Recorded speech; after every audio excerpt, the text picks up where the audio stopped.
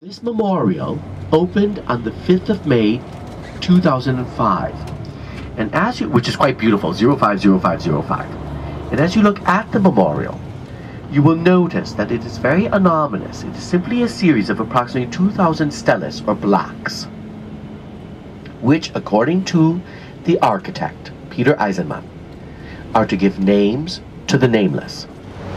It was only declared a national monument in the year 2002. And now perhaps you can better understand why they need that debt strip and that second wall. This could not be if you're 21 years old and have a ladder at midnight. You just go up and jump over.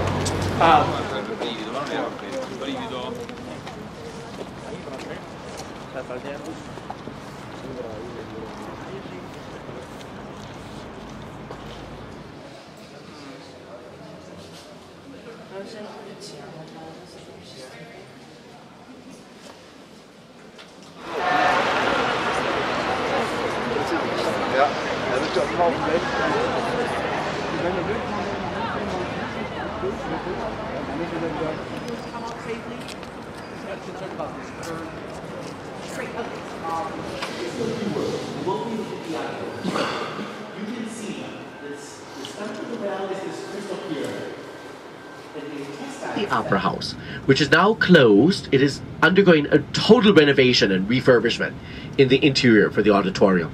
Behind it you see a building with a green copper dome. This is the Catholic Cathedral of St. Hedwig, and it's always been Catholic. Closing down the plaza, the beautiful building with the Baroque convexity and concavity, so reminiscent of the Roman Baroque. This was Friedrich II's library. Now behind this palace, all these trees now that we see here to the right, this is all the Tiergarten.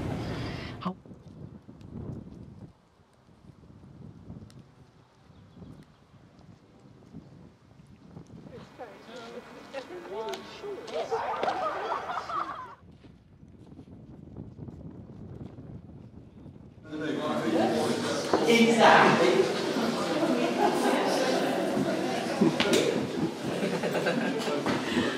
Easy, yeah? Special shoes. Never seen that before. Take a look at the niches here behind. Take a look, sorry, where I'm pointing. You see these wonderful on the walls, these niches. And take a look at the top of the niches, and you can see that out of seashells, they've created those dolphins, complete with water coming onto the stucco. What you're looking at there, it looks like a waterfall, is stucco. And in the stucco, they actually place pulverized crystal. And that creates that wonderful reflection system. And then, in the time of Friedrich, there was actually pumping of the water into the fountain. Kaiser William II abdicated in 1918. Not from this palace, but from Spa in Belgium. Then he crosses over the Dutch border.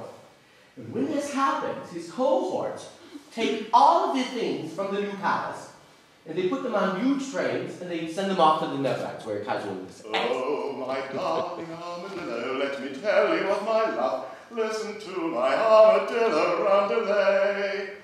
Be my fellow on my pillow underneath this weeping willow.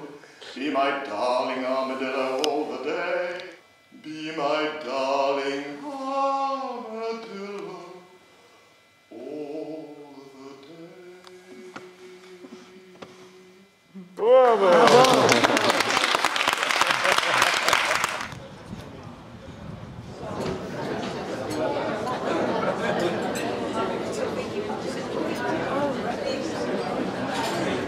On the continent, the Follies were also a reminder of our outward, of vanitas. And vanitas was a 17th century idea based or instigated in the Netherlands that everything that we are and everything that we do is of a transitory nature. The construction begins on Sanssouci, ending 2 years later in 1747. The word gallery is basically an architectural vocabulary which describes a long corridor that connects or communicates between two spaces of unequal sizes. And in the early 17th century at Fontainebleau, the first gallery was lined with paintings, and our association with the word gallery. In the late 1710s in Paris, when the regent, Philip of Orleans, moves the court from Versailles back to Paris. And his designers begin to create a new form, a new aesthetic for this fillet, and the new changes in society that are happening in the early 18th century.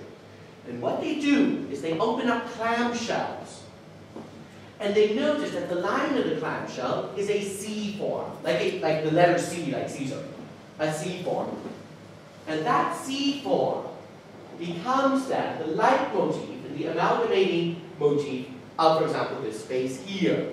So, and the French word for seashell is rocaille. And from rocaille, rococo.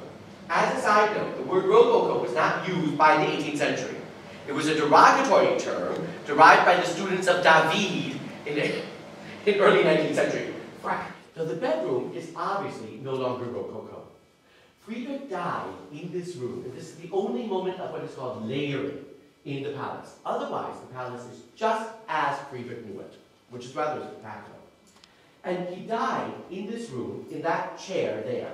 And he died in that sleeping chair in 1786, surrounded by no one but his 11 greyhound dogs. A reduction in the use of the rocaille as the abstracted seashell, and much more the use of the C form to indicate to us where the figurative devices will be situated.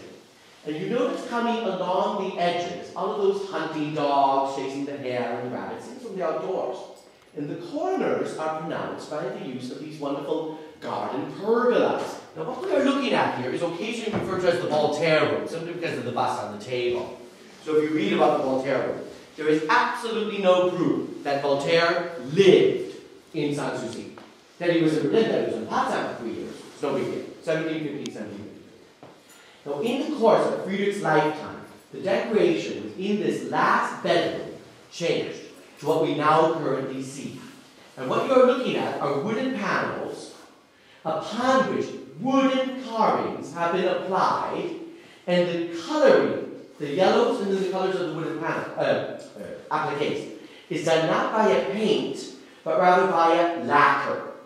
And it is the lacquer that gives us extraordinary three-dimensionality and the spatial irritation that we are looking at.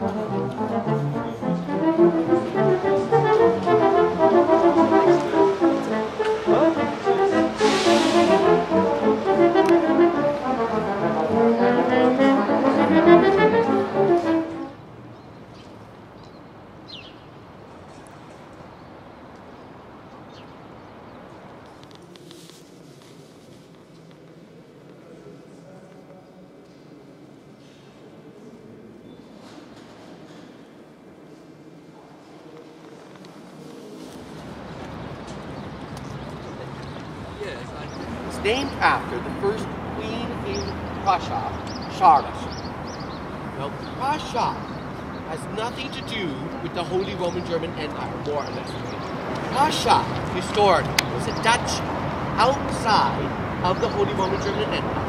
I'm going to ask you to imagine way up on the Baltic Sea, where Lithuania is, and Poland. When those countries come together. If you look at a map today, you see that there's a little enclave in Lithuania that belongs to Russia, today's Russia. That's Russia. That's where Russia is. Why don't we all come up here onto the staircase? Landing here. There.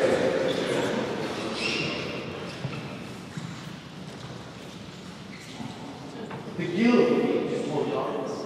Take a look, there is a certain scale, but let's begin. We have arrived out from that white, filled with that light. We've come into what is called the golden gallery. So there's a wax layer on then the textile itself, and upon the wax then, as you're doing, then you can do this wonderful color emulation. Now this is called the East Indian chintz room, given the fact that they have then all of this wonderful foliage, the birds and those lampions that would suggest a little bit more of China. And this again was used as sort of a private room. And then he sweeps us around, and he creates a series of very small, narrow rooms, in which Friedrich can finally be alone. And Friedrich had a series of libraries, and this is that library which, as is Sanssouci, the most intact. And you notice that it's facing into the garden, it's facing north in terms of Berlin itself. There's his reading chair in the corner there, not bad. You notice the stucco decorative element. Sophie Charlotte is the first person to actually create a French Baroque garden in the whole country. See, once again, he's creating.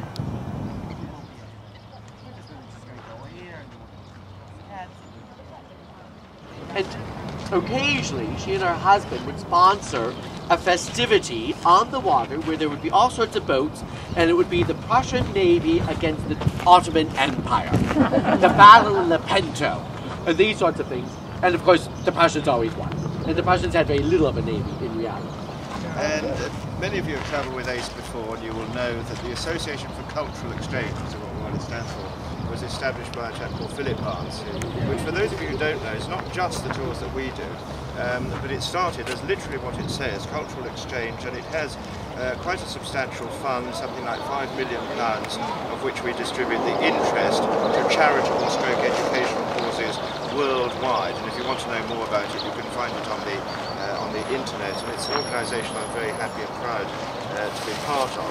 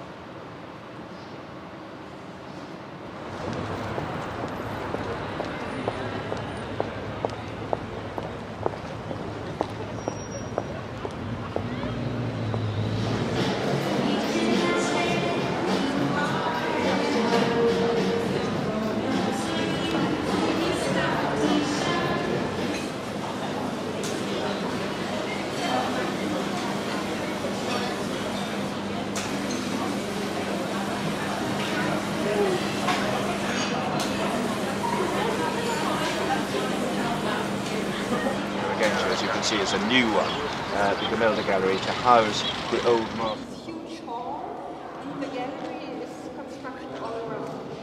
So here you have the legacies, so we were on the Charlottenburg 80 years later on, with Titian. And you know that Titian was trained in the workshop of the Rococo. And you see always that the kind of painting, the style changed enormously. It was really welcome to many commissioners, no? What changes on the versions is the drop. You can see the brick buildings and the other things that Tom showed us the other day. And there's a road that obviously that goes between, and there is a bus stop, and then the bus comes round here. So you don't need to come back here, obviously, if you're at the...